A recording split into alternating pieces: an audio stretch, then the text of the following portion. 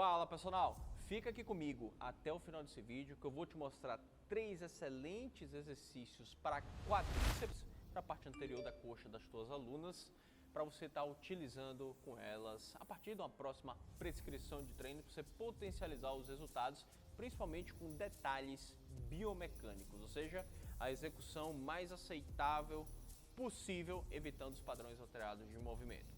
Então, se você ainda não está inscrito aqui no canal, já confere a tua inscrição, deixa o teu like, chega de papo, solta a vinheta, editor, e bora pra aula.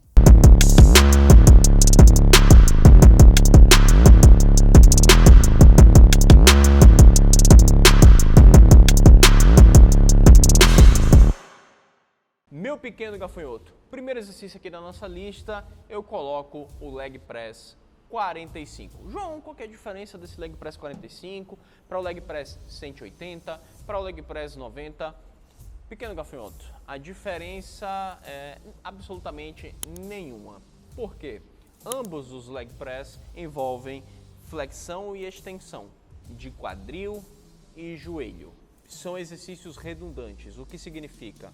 Não tem muito sentido você prescrever 3 séries de leg 45, depois 3 séries de leg 180, depois 3 séries de leg 90. Você pode fazer as 9 em uma máquina só, dentro de uma progressão de carga, enfim, você conseguiu entender. Não que é para você fazer 10 séries de um mesmo exercício, apesar de que também não tem problema nenhum fazer isso. O que importa é você bater o volume semanal de séries para cada grupo muscular, independente de como é que você vai fazer isso. Só que o mais lógico é justamente você variar o ângulo de trabalho da articulação, variar o comprimento a que o músculo está sendo exposto no trabalho e também, querendo ou não, você poder variar o torque.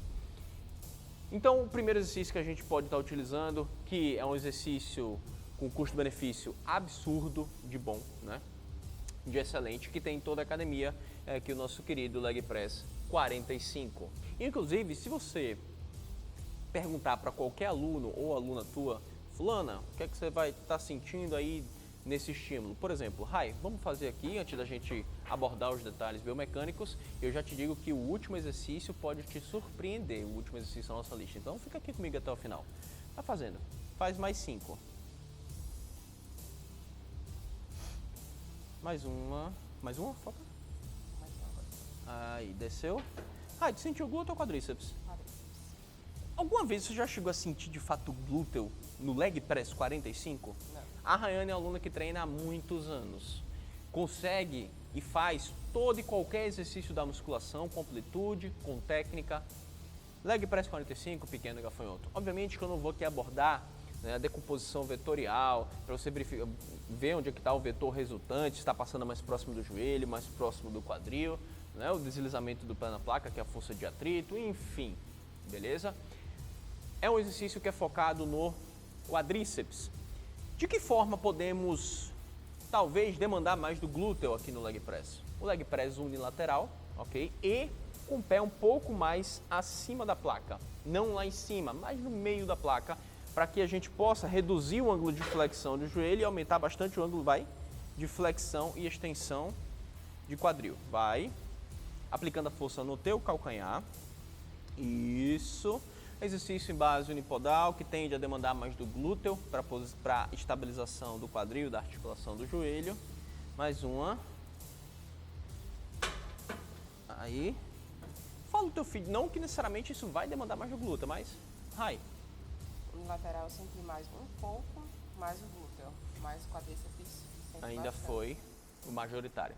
Então, pequeno gafanhoto, seja bilateral ou unilateral, no unilateral podemos ter uma certa vantagem, um aumento da demanda sobre o glúteo, porque é um exercício em base unipodal. E o que acontece? Ele vai ter que se contrair, né, ser mais solicitado para manter o alinhamento do quadril e da articulação do joelho. Inclusive, uma das formas de você maximizar o trabalho do glúteo é essa. Uma, base unipodal, outra, alta flexão de quadril e principalmente exercícios que envolvam também alta sobrecarga para executar essa extensão de quadril, já que é um músculo muito forte com alto limiar de ativação. E obviamente que aqui eu não estou abordando questões de desequilíbrios musculares, desvios posturais que porventura possam prejudicar a solicitação do glúteo máximo nos exercícios, tá? Isso é conteúdo, assunto para um outro conteúdo, para uma outra aula aqui do nosso canal. Então, já, novamente, verifique se tu está aqui inscrito, deixa o teu like, já vai deixando no comentário o que é que você está achando da aula e sugestões de conteúdo também e vamos dar sequência. Então, questões de ajuste de posicionamento.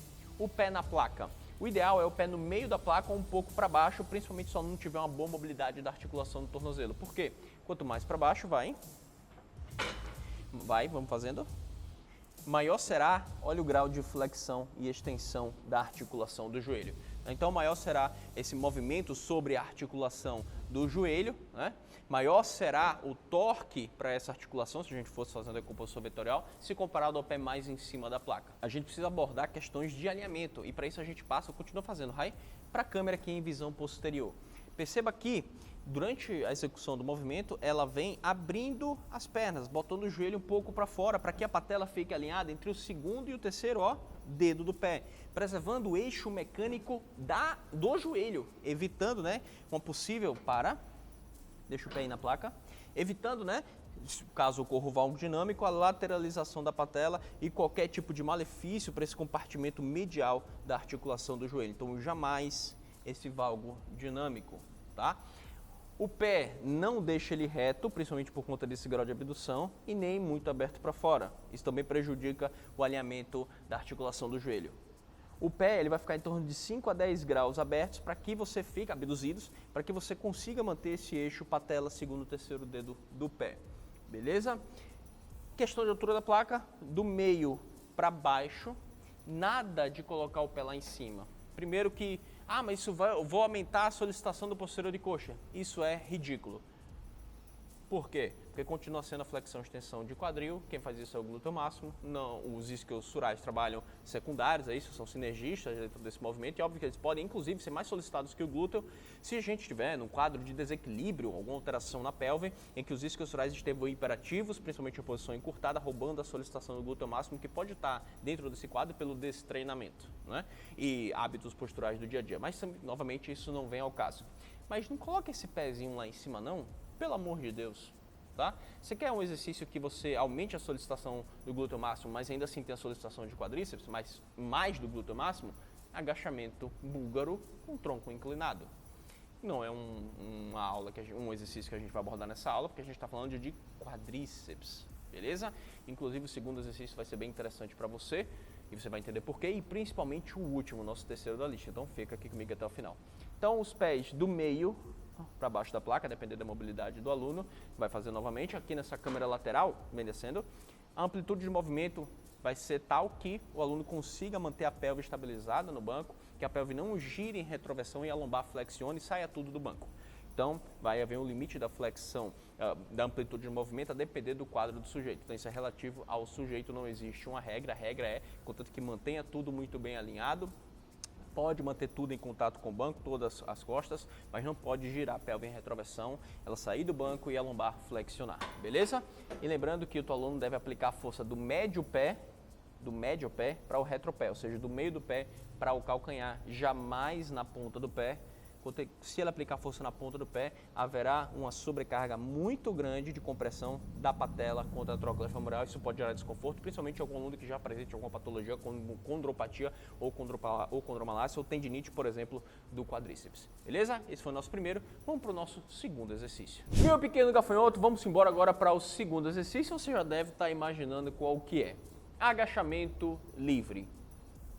João, mas agachamento livre é para glúteo. Claro, só se tiver uma puta de uma amplitude de movimento. Isso já é confirmado pela literatura atual, que para que o glúteo máximo seja de fato altamente solicitado no agachamento e que isso se reflita em um resultado significativo para a hipertrofia, você tem que quebrar a barreira dos 90 graus de flexão de quadril, da amplitude de movimento. Tá? Do contrário, a alta estimulação é passada para o quadríceps. Tanto é que, se você colocar qualquer aluno teu para agachar, limitando a amplitude de movimento dos 90 graus para cima, você vai ver que a alta demanda vai ser sobre a coxa, a parte anterior da coxa, sobre o quadríceps. Principalmente vasto medial, quanto o vasto lateral ainda mais. E o reto femoral, João? Leg press, agachamento livre, outras variações de agachamento não são eficientes para estimular o reto femoral de tal forma que seja significativo para a hipertrofia. para isso que existe a cadeira extensora, principalmente reduzindo, né, o grau de flexão de quadril, né, ficando um pouco mais deitado, assim como a flexão nórdica reversa. E você vai ter uma surpresinha para qual que é o último exercício que eu vou indicar que você trabalha aí o teu quadríceps, beleza? E você vai perceber que a diferença basicamente do agachamento para o leg press é toda, né? Não tem nem como comparar o movimento que é exigido no leg press com o movimento que é exigido aqui no agachamento livre, né? No leg press a gente tem basicamente uma cadeia cinética aberta, eu considero uma cadeia cinética mista, porque mesmo que o pé esteja preso na placa, o membro distal é que se movimenta e o tronco fica parado. Já no agachamento livre é totalmente o oposto, né? Então essas diferenças peculiares da mecânica desses exercícios já vai se refletir numa diferença de solicitação de determinada região dos mesmos músculos. Então isso que se trata, né, a máxima hipertrofia, você variar o ângulo de trabalho, a cadeia cinética e o torque, né? E é isso que a gente vai fazer aqui, saindo do leg press para o agachamento livre, ou você faz agachamento livre primeiro, depois vai para o leg press, beleza? Então vamos embora para o agachamento livre e perceba a amplitude que a Rai vai fazer. Vamos lá, Rai? Até onde eu falei, parou, sobe. Desceu. Então, meu querido, isso é um agachamento livre, onde há uma restrição da amplitude de movimento para que essa solicitação muscular seja ainda mais direcionada para o quadríceps. Se a Rayane descesse mais do que isso, aumentando muito essa flexão de quadril, a gente aí sim teria um estiramento do glúteo máximo suficiente para demandar, né, a sua solicitação para fazer a fase concêntrica, beleza? Por que não é muito interessante para o reto femoral? Porque apesar de estar tendo a flexão e extensão de joelho, que é um movimento que o reto femoral faz, há uma flexão de quadril. Então não há mudança significativa no seu comprimento que se reflita em alta solicitação focado na hipertrofia. E a mesma lógica do leg press de demais variações de agachamento. Subiu, parou, travou. Fala aqui pra gente sobre solicitação muscular, bem perto. Quadríceps. E o glúteo? Pegou aquele glúteozão? Não. Não vai. Dentro do agachamento livre, para que você cansou, minha filha, olha, cansou 10 kg em cada lado. Para você ver a diferença ali, inclusive, da demanda do sistema nervoso entre o leg press e entre o agachamento livre, né? E você tem que entender que na contabilização de série, a gente, nesse caso da restrição da amplitude, uma série para quadríceps. Se a Rai descesse mais, quebrasse a barreira, uma série para quadríceps, meia para o glúteo máximo, tá? Quer uma variação de agachamento focada para o glúteo máximo?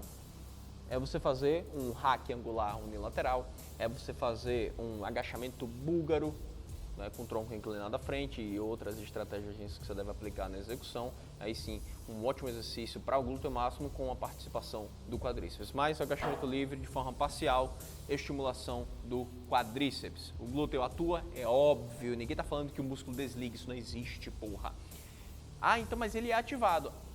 A ativação não significa hipertrofia, não é porque ele está sendo ativado aqui que esse nível de ativação, esse nível de estresse mecânico que ele está sofrendo é suficiente para hipertrofia. São coisas totalmente diferentes, beleza? Diferente justamente do que acontece no quadríceps. Ah, João, mas cadê o estudo? Meu irmão, se eu achei o estudo, se eu procurei, fui lá e achei lá no PubMed, você também consegue achar esta porra. Para de ser preguiçoso, rapaz. Vamos embora agora para o último exercício aqui da lista, né, de ótimos exercícios para o quadríceps. Meu pequeno gafanhoto, chegamos aqui ao nosso último exercício e antes da gente continuar, lembra, verifica se você está inscrito aqui no meu canal, já deixa o like nessa aula e ativa o sininho para você receber a notificação quando a nova aula for lançada. Vamos embora.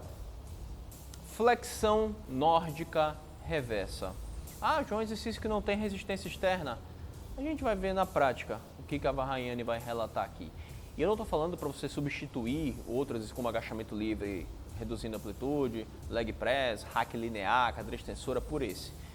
Você até pode estar utilizando esse exercício, por exemplo, em um superset com agachamento livre, um superset com o leg press 45, superset com a cadeira extensora, mas por quê? É um exercício que trabalha o músculo em comprimento longo, uma contração ali, freada excêntrica, e ela volta para a posição inicial. É um exercício em que o músculo trabalha em alto grau de estiramento, como você vai ver agora. Então, high, posição inicial, você já percebe que o joelho, afasta um pouquinho mais os joelhos, o joelho se encontra da raia aqui, ó, em 90 graus. Isso já por si só deixa o reto femoral bastante alongado. Inclusive, é um excelente exercício para o nosso querido reto femoral. Por isso, um superset interessante, você faz a cadeira extensora com o tronco um pouco inclinado e faz aqui em superset com a flexão nórdica reversa. Ativou a manobra de brace, estabilizou a coluna, vai. e volta. Perceba o grau a que foi exposto o joelho da Rayane aqui em flexão, ó. A câmera tá pegando aí? Vai. Eu quero que você faça uma série aí até a falha, vai. Vamos, isso. Então perceba que ela vai fazendo essa flexão de joelho aqui na cadeia cinética fechada. Uma flexão e uma extensão do joelho em uma cadeia cinética fechada. Trabalhando em máximo estiramento e no encurtamento parcial, basicamente. Então, trabalhando o músculo num comprimento longo. E aí, Rai? Difícil? Difícil. Difícil demais. Agora imagina fazer um superset desse exercício. Então, pode ser uma recomendação, caso você queira testar. Deixa para usar no último exercício do teu treino de quadríceps. Você faz cadeira extensora em superset com a flexão nórdica reversa. E aí você tem uma ótima estratégia para o treino de quadríceps das tuas alunas. É isso, meus queridos. Se você gostou dessa aula, deixa o teu like, lembre novamente, verifica a tua inscrição, ativa o sininho para quando a nova aula for lançada. Lembre de me seguir no Instagram, @JoãoFranca, e ficar ligado para quando tiver a oportunidade de se matricular em alguma das minhas formações. Até a próxima aula.